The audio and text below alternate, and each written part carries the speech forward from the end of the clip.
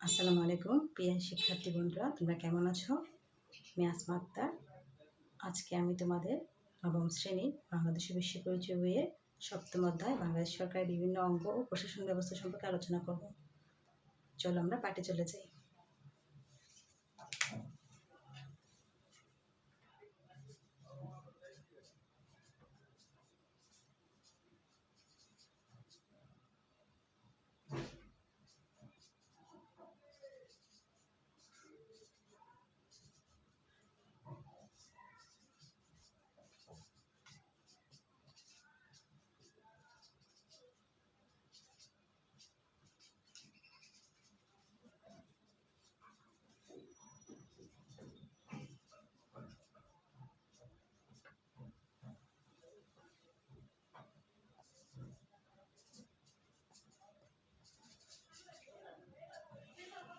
প্রথমে আমরা সরকার সম্পর্কে জানব।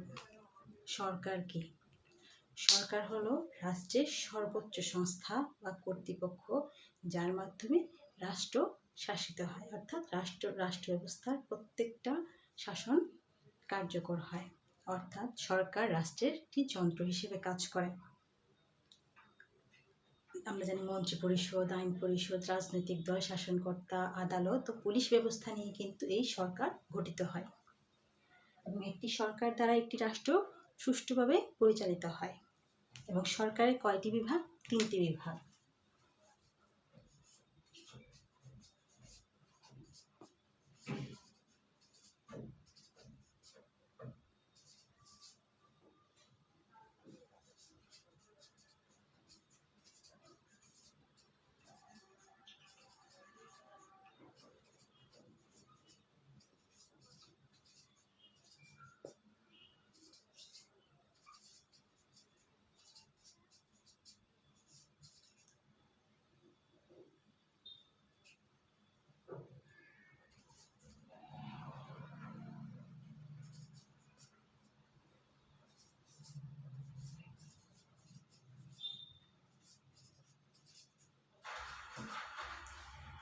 কয়টি বিভাগ? নির্বাহী বা শাসন বিভাগ, আইন বিভাগ, বিচার বিভাগ। আমরা প্রথমে নির্বাহী বা শাসন বিভাগ সম্পর্কে জানবো। নির্বাহী বা শাসন বিভাগ কি?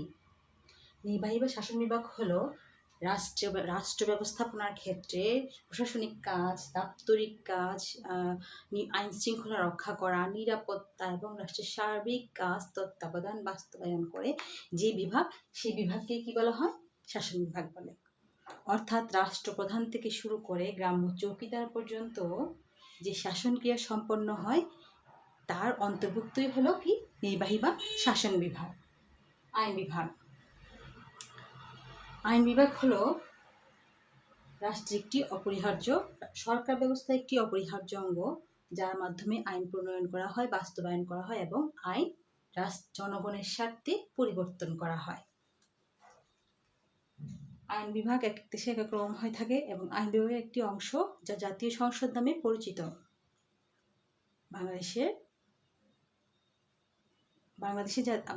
আইনসভা জাতীয় সংসদ নামে পরিচিত এবং প্রত্যেক দেশেই আইনসভার নাম এক এক রকমের নাম রয়েছে এবং এক এক দেশের আইনসভা এক এক ধরনের হয়ে থাকে। যেমন আমাদের বাংলাদেশের আইনসভার নাম জাতীয় সংসদ এবং এটি এক কক্ষ বিশিষ্ট আইনসভা। এদিকে মার্কিন যুক্তরাষ্ট্রের আইনসভার নাম হচ্ছে কংগ্রেস, এটি আবার দ্বিকক্ষ বিশিষ্ট আইনসভা। গ্রেট ব্রিটেন, ভারতের আইনসভা দ্বিকক্ষ বিশিষ্ট। এদিকে সুইডেন, নিউজিল্যান্ডের আইনসভা হচ্ছে এক কক্ষ বিশিষ্ট। এবং আইন বিভাগের কাজ হচ্ছে আইন প্রণয়ন করা, বাস্তবায়ন করা এবং তা জনগণের স্বার্থে পরিবর্তন করা। বিচার বিভাগ। বিচার বিভাগ হলো রাষ্ট্রে নিরপেক্ষভাবে রাষ্ট্রের জনগণের মৌলিক অধিকারগুলো নিশ্চিত করা এবং অপরাধীদের সঠিক ন্যায় বিচারের মাধ্যমে বিচার কাজ সম্পন্ন করা। অর্থাৎ সাক্ষ্য প্রমাণের ভিত্তিতে একজন অপরাধীকে তার শাস্তি নিশ্চিত করা। এবং প্রত্যেক দেশে একটি নিরপেক্ষ বিচার বিভাগ রয়েছে। বিচার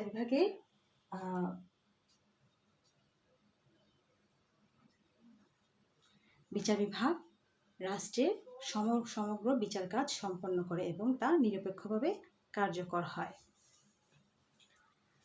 তারপরে আমরা আসবো এই নির্বাহী বা শাসন বিভাগে কারা কারা কর্তৃত্বাধীন থাকে। নির্বাহী বা স্বাভাবিক আমি প্রথমেই বলেছি, রাষ্ট্রপ্রধান থেকে শুরু করে গ্রাম্য চৌকিদার পর্যন্ত যারা শাসন ক্রিয়া সম্পন্ন করে রাষ্ট্রের নিরাপত্তা দিয়ে থাকে তাদেরকে কি বলা হয়, সে বিভাগেই হচ্ছে শাসন বিভাগের অন্তর্ভুক্ত।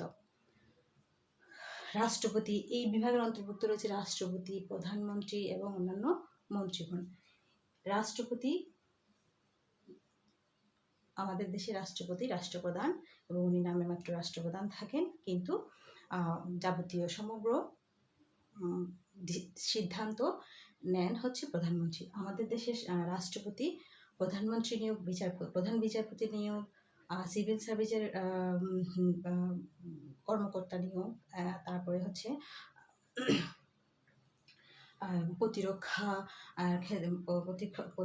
মন্ত্রণালয়ের কর্মকর্তা নিয়োগের ক্ষেত্রে রাষ্ট্রপতি প্রধান ভূমিকা রয়েছে এবং উনি এটি বিনা বাধায় নিয়োগ দিতে পারেন। প্রধানমন্ত্রীর কাজ, সকল নির্বাহী কাজ হচ্ছে প্রধানমন্ত্রী পালন করে থাকেন। প্রতিরক্ষা, আইন, নির্বাহী প্রত্যেকটা বিভাগের কাজই প্রধানমন্ত্রী সম্পন্ন করে থাকেন। আইন বিভাগ, আমাদের দেশের সর্বোচ্চ বিচার বিভাগ হচ্ছে বিচার কাজ। আইন বিভাগ হচ্ছে আইনসভা, যা জাতীয় সংসদ নামে পরিচিত, এবং এই আইনসভার প্রত্যেকজন সদস্য জনগণের দ্বারা নির্বাচিত হয় এবং কিছু সংরক্ষিত আসন থাকে যা সংসদ কর্তৃপক্ষের মাধ্যমে নির্বাচিত হয়। এবং আইন বিভাগ রাষ্ট্রীয় আইন প্রণয়ন, বাস্তবায়ন এবং পরিবর্তনে ভূমিকা পালন করেন। বিচার বিভাগ, আমাদের দেশের সর্বোচ্চ বিচার ব্যবস্থা হচ্ছে সুপ্রিম কোর্ট, যা দুটি ভাগে বিভক্ত, আপিল বিভাগ এবং হাইকোর্ট বিভাগ। আমরা এখন প্রশাসন ব্যবস্থায় চলে যাব। প্রশাসন ব্যবস্থা,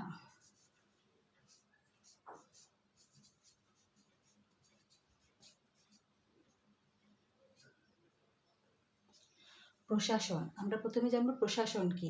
প্রশাসন হচ্ছে কাজের সমন্বয় সাধন, কাজের ব্যবস্থাপনা এবং সেবার ব্যবস্থাপনা এবং প্রত্যেকটা কাজ নিয়ন্ত্রণ মুক্ত রেখে যে সেবাটা প্রদান করা হয় জনগণকে, তাই হলো প্রশাসন। অর্থাৎ সেবার ব্যবস্থাপনা যে করে থাকে সেই অংশগুলো, সেই সংস্থাগুলা, সেই প্রতিষ্ঠানগুলোকে কি বলা হয়, প্রশাসন বলা হয়। প্রশাসন আবার দুই প্রকার, প্রশাসনিক ব্যবস্থা দুই প্রকার।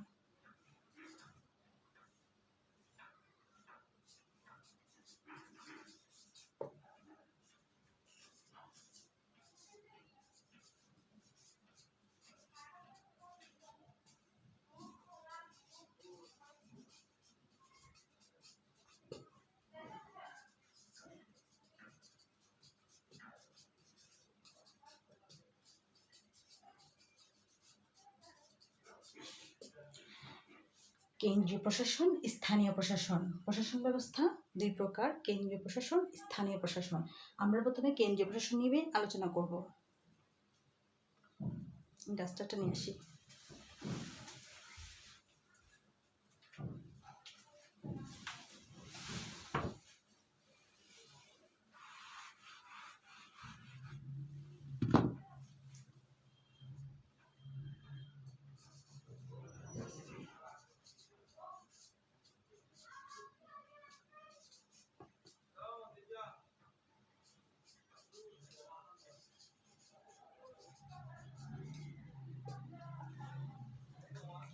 সেক্রেটারিয়েট বা সচিবালয়ের অন্তর্ভুক্ত, অর্থাৎ কেন্দ্রীয় শাসনকে, কেন্দ্রীয় প্রশাসনিক কার্যক্রমগুলাই হলো কি কেন্দ্রীয় প্রশাসনের অন্তর্ভুক্ত, এবং তা সচিবালয়ের অন্তর্ভুক্ত। প্রত্যেকটা প্রশাসনিক কাজ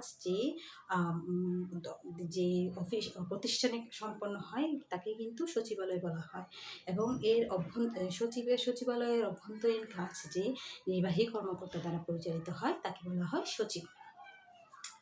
অর্থাৎ একটা মন্ত্রিপরিষদ মন্ত্রণালয়কে যে মন্ত্রণালয় পরিচালনার ক্ষেত্রে যারা যারা ভূমিকা রাখেন প্রত্যেককে কি বলা হয়, কেন্দ্রীয় প্রশাসনের অন্তর্ভুক্ত থেকে কাজ করেন এবং ওনাদের একটা পদসোপান ক্রমেই ওনারা প্রত্যেকেই কাজ করেন। আমি পদসোপানটা লিখে দিচ্ছি।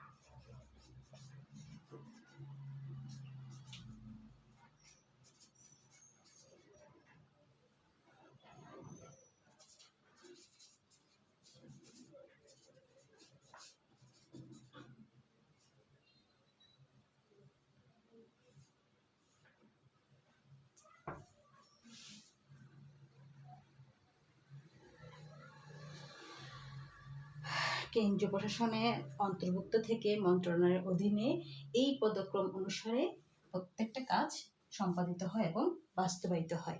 এই কেন্দ্রীয় প্রশাসন হচ্ছে একটি মন্ত্রণালয় থাকবে, মন্ত্রণালয়ের অধীনে মন্ত্রী থাকবে, সিনিয়র সচিব থাকবে, সচিব থাকবে, অতিরিক্ত সচিব, যুগ্ম সচিব, উপসচিব, সিনিয়র সহকারী সচিব এবং সহকারী সচিব দ্বারা কি করা হয়, এই কেন্দ্রীয় প্রশাসনটা প্রত্যেকটা ক্ষেত্রে কার্যকর করা হয়, বাস্তবায়ন করা হয়, প্রত্যেকটা আইন অনুমোদন করা হয়, বাস্তবায়ন করা হয় এবং জনগণের সেবায় এরা প্রত্যেকেই কাজ করে। অর্থাৎ এই প্রত্যেকটা পদসোপানই হচ্ছে বাংলাদেশের সিভিল সার্ভিসের কর্মকর্তাগণ থাকেন এবং ওনারা লিখিত পরীক্ষার মাধ্যমে, মৌখিক পরীক্ষার মাধ্যমে এবং ভাইবার মাধ্যমে কি হয়, ওনারা একটা কর্মক্ষেত্রে নিয়োগ প্রদান হয় এবং এক্ষেত্রে মন্ত্রণালয়ের নির্বাহী কাজ করেন কিন্তু সচিব। তারপরে আমরা যাব, এবং এই প্রত্যেকটা মন্ত্রণালয়ের অধীনে যারা কাজকর্ম করে প্রত্যেকে আবার এই কাজের প্রত্যেকটা কাজ স্থানীয় প্রশাসনে অর্থাৎ জেলা, উপজেলা, বিভাগীয় প্রশাসনের কাছে কি করে কাজগুলো বন্টন করে দেয়। আমরা এখন স্থানীয় প্রশাসন সম্পর্কে জানব।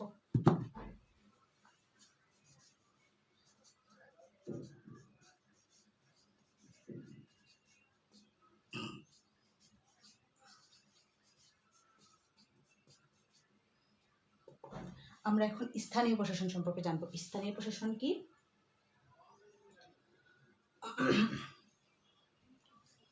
স্থানীয় প্রশাসন হলো বিভাগীয় প্রশাসন, জেলা প্রশাসন এবং উপজেলা প্রশাসনের সমন্বয়ে গঠিত প্রশাসন ব্যবস্থা। এবং স্থানীয় প্রশাসনে প্রথমে বিভাগীয় প্রশাসন রয়েছে। প্রথমে আমাদের প্রশাসনের ব্যবস্থার ক্ষেত্রে প্রথমে কেন্দ্রীয় প্রশাসন, তারপর বিভাগীয় প্রশাসন। কারণ বিভাগীয় প্রশাসন কি?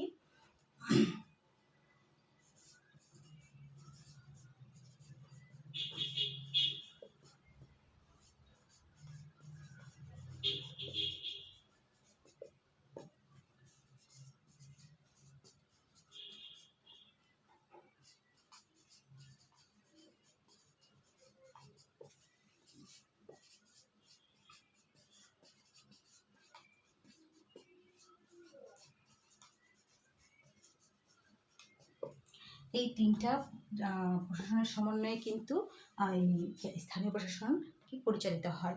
বিভাগীয় প্রশাসন, আমরা প্রথমে বিভাগীয় প্রশাসন সম্পর্কে জানবো। বিভাগীয় প্রশাসন কি? এই বিভাগীয় প্রশাসন হচ্ছে আমাদের দেশে কয়টি বিভাগ? 8টি বিভাগ। 8টি বিভাগের 8জন বিভাগীয় কমিশনার রয়েছেন, যাদের মাধ্যমে প্রত্যেকটা জনগণের প্রত্যেকটা কাজ, সেবার কার্যক্রমগুলা দায়িত্ব হিসেবে পালিত হয়। এবং বিভাগীয় প্রশাসনের ক্ষেত্রে আমরা প্রত্যেকটা বিভাগের সম্পর্কে জানবো। আমরা জানি বাংলাদেশে 8টি বিভাগ কি কি? ঢাকা, চট্টগ্রাম, রাজশাহী, খুলনা, বরিশাল, সিলেট, এদিক দিয়ে হচ্ছে রংপুর, ময়মনসিংহ।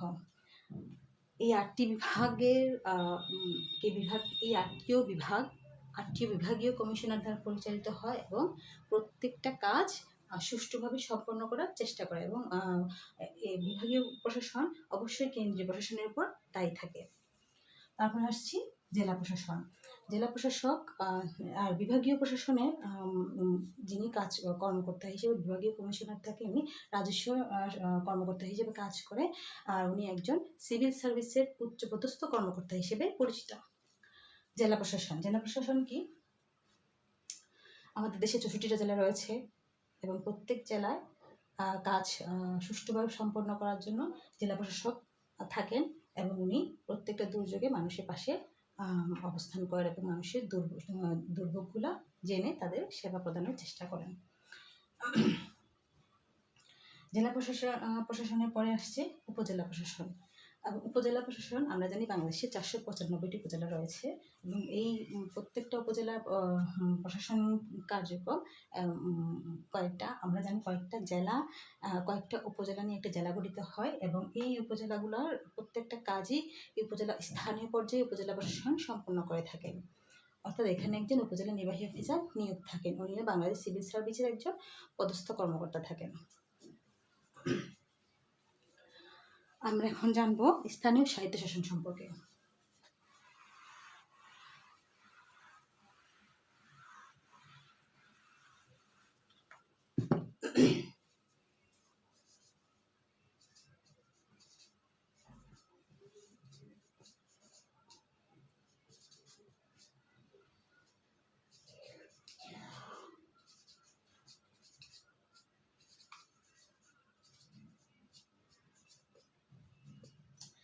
স্থানীয় স্বায়ত্তশাসন হলো এলাকাভিত্তিক জনগণের স্বশাসনকেই বোঝায়। অর্থাৎ এলাকাভিত্তিক প্রার্থী নির্বাচনের মাধ্যমে, প্রার্থী বাছাইয়ের মাধ্যমে যে এলাকাভিত্তিক শাসনগুলো সম্পন্ন হয় তারপরে থাকে তাকে স্থানীয় স্বায়ত্তশাসন বলা হয়। অর্থাৎ জনগণের এলাকাভিত্তিক জনগণের স্বশাসনকেই বোঝায়। আর স্থানীয় স্বায়ত্তশাসনগুলো কী কী? এই স্থানীয় স্বায়ত্তশাসন স্থানীয় পর্যায়ে জনগণের প্রত্যেকটা কল্যাণ নিশ্চিত করে। এবং এই স্থানীয় প্রশাসনগুলো কী কী আমি লিখে দিচ্ছি।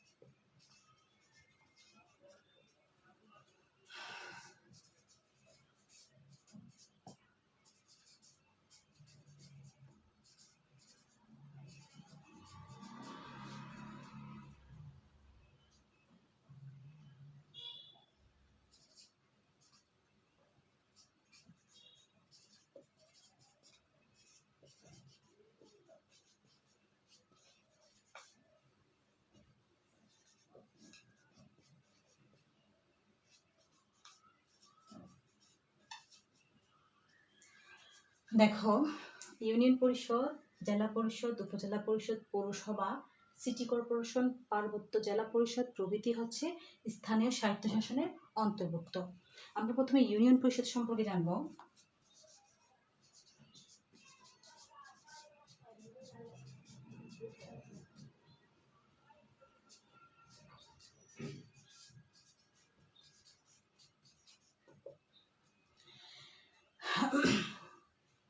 ইউনিয়ন পরিষদ হলো, আমরা জানি ইউনিয়ন পরিষদ হচ্ছে সর্বপ্রাচীন একটি স্থানীয় ব্যবস্থা যা 1976 সালে কার্যকর করা হয় এবং ইউনিয়ন পরিষদ 13 জন সদস্য নিয়ে গঠিত হয়।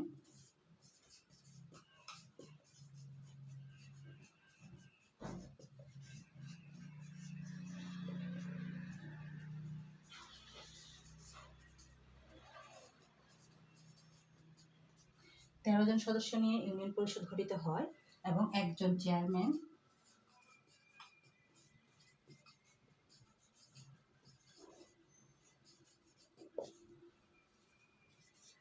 9 জন নির্বাচিত সদস্য,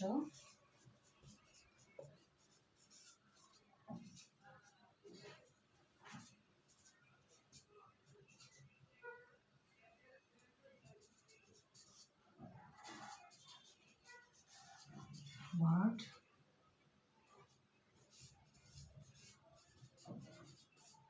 ভিত্তিক ও 3 জন নারী সদস্য যা সংরক্ষিত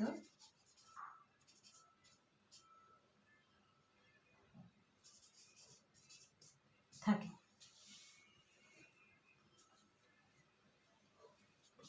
অর্থাৎ ইউনিয়ন পরিষদ, এখানে ইউনিয়ন পরিষদ 13 জন সদস্য নিয়ে গঠিত হয়, একজন চেয়ারম্যান, 9 জন নির্বাচিত সদস্য, ওয়ার্ড ভিত্তিক 9টি ওয়ার্ড থেকে 9 জন এবং 3 জন নারী সদস্য যারা সংরক্ষিত থাকে।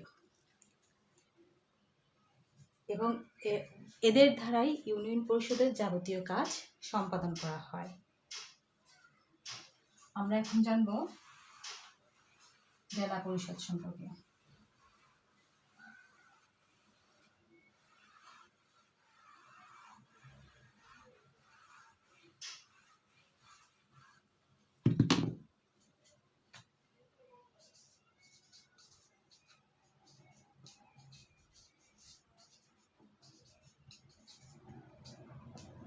জেলা পরিষদ হচ্ছে 64টা জেলা নিয়ে গঠিত এবং জেলা পরিষদের সদস্য সংখ্যা হচ্ছে অনেক বেশি, কারণ এখানে একজন চেয়ারম্যান থাকে, 15 জন সদস্য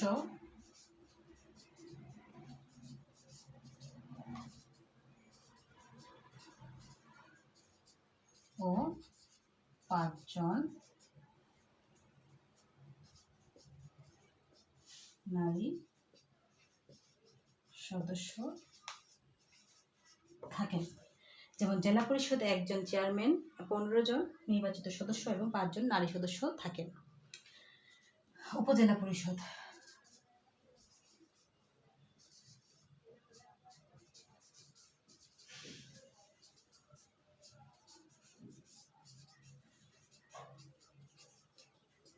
উপজেলা পরিষদ এখানে একজন চেয়ারম্যান, 2 জন ভাইস চেয়ারম্যান,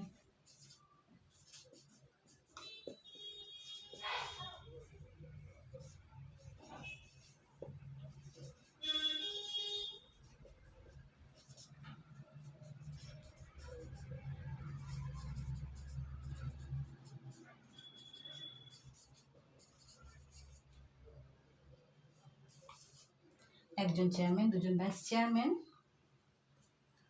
একজন নির্বাচিত সদস্য,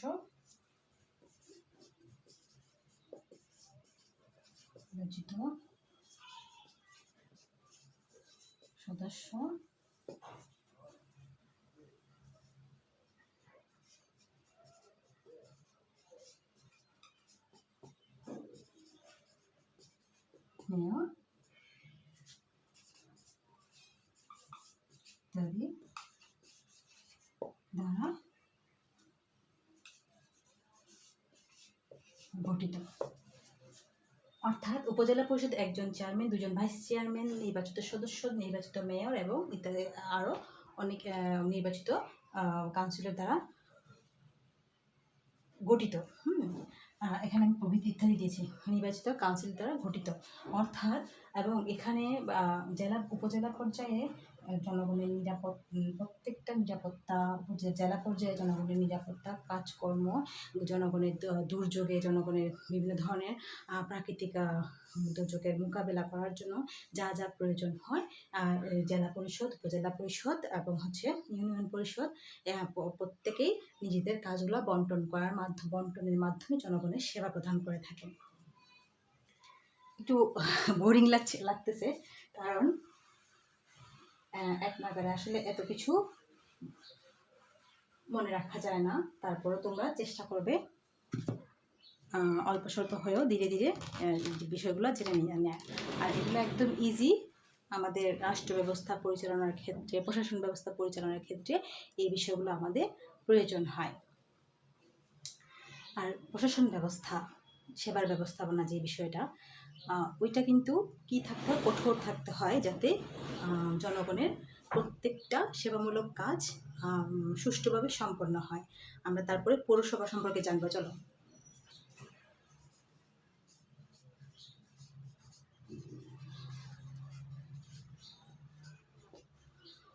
পৌরসভা হচ্ছে শহরাঞ্চলের স্থানীয় শাসন কার্যক্রম বাস্তবায়ন করে যে প্রতিষ্ঠানটা, সেটা হচ্ছে পৌরসভা।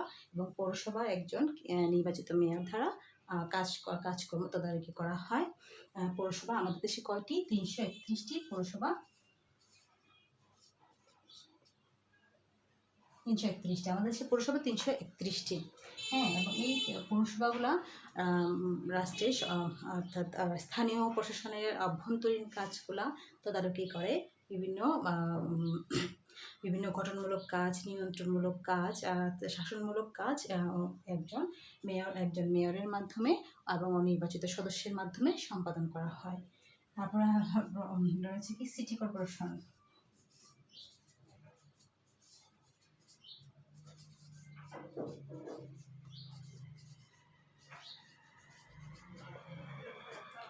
পৌরসভা হলো শহরাঞ্চলের স্থানীয় শাসন ব্যবস্থার একটি অংশ, এবং এখানে এই স্থানীয় পর্যায়ে যে দুর্যোগগুলা জনগণের ভোগান্তি পোহাতে হয় সেগুলো কী করে ওনারা সমাধানের চেষ্টা করে।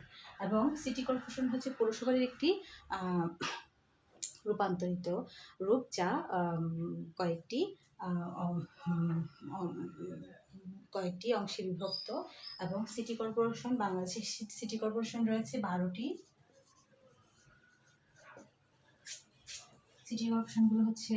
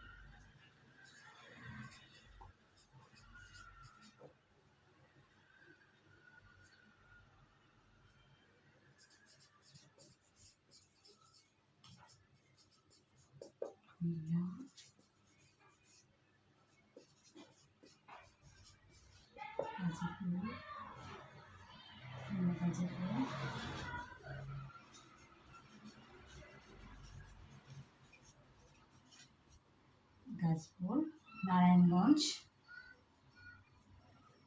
ও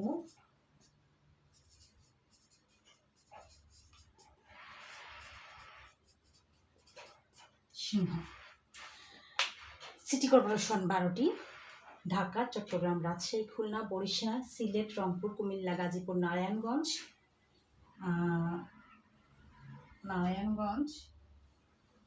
ও ময়মনসিংহ। এই 12টি